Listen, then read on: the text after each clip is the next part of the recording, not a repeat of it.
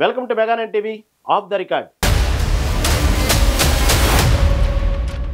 రాజా సింగ్ రాజీనామాను BJP high command ఆమోదిస్తుందా?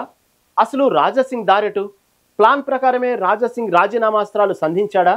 అధ్యక్ష పదవి రేసులో లేకున్నా నామినేషన్ వేయడానికి కారణం ఏంటి? అసలు ఎవరి మీద రాజా సింగ్కు కోపం? బీజేపీలో ఆయన ఎదుగుదలను అడ్డుకుంటుంది ఎవరు? ఒకవేళ రాజా సింగ్ రాజీనామాను ఆమోదిస్తే బీజేపీకి నష్టమా లాభమా? రాజీనామాపై మళ్ళీ ఎందుకు వెనక్కి తగ్గాడు? Watch the story.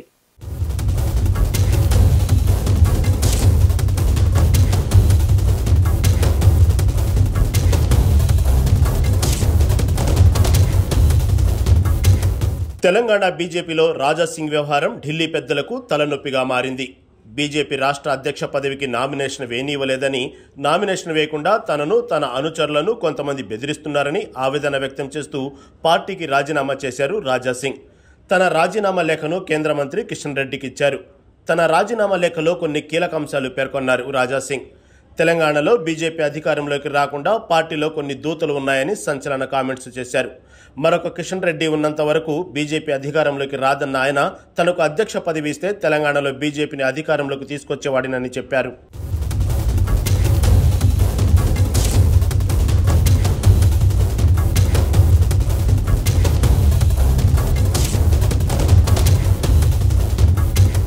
అయితే రాజా సింగ్ బీజేపీలో కాంట్రవర్సీకి కేరాఫ్గా మారారు. గతంలో కూడా రాజా సింగ్ చేసిన వివాదాస్పద వ్యాఖ్యలు పార్టీకి తలనొప్పిగా మారడంతో పార్టీ నుంచి బహిష్కరించారు. కొన్ని నెలల తర్వాత మళ్లీ తిరిగి పార్టీలోకి తీసుకున్నా ఆయన వ్యవహార శైలి మారలేదట. దీంతో రాజా సింగ్ తీరుపై బీజేపీ హైకమాండ్ ఆగ్రహంతో ఉంది. ఏదో ఒక నిర్ణయం తీసుకోవాలని బీజేపీ హైకమాండ్ చూస్తుందట. తెలంగాణలో వ్యవహారాల ఇన్ఛార్జ్ సునీల్ బన్సల్, కేంద్ర మంత్రి బండి సంజయ్ వేర్వేరుగా రాజా సింగ్తో మాట్లాడినా ఆయన వినే పరిస్థితి కనిపించడం లేదన్న వార్తలు వస్తున్నాయి. దీంతో ఏ నిర్ణయం తీసుకోవాలన్న దానిపై బీజేపీ హైకమాండ్ తర్జన భర్జన పడుతున్నట్లు తెలుస్తోంది.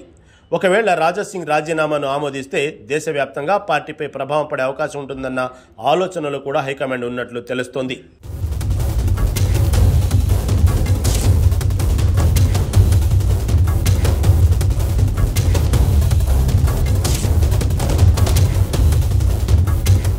ఇటు తెలంగాణ బీజేపీలోని కొందరు మాత్రం రాజా సింగ్ మీద చర్యలు తీసుకోవాలని హైకమాండ్కు చెబుతున్నారట.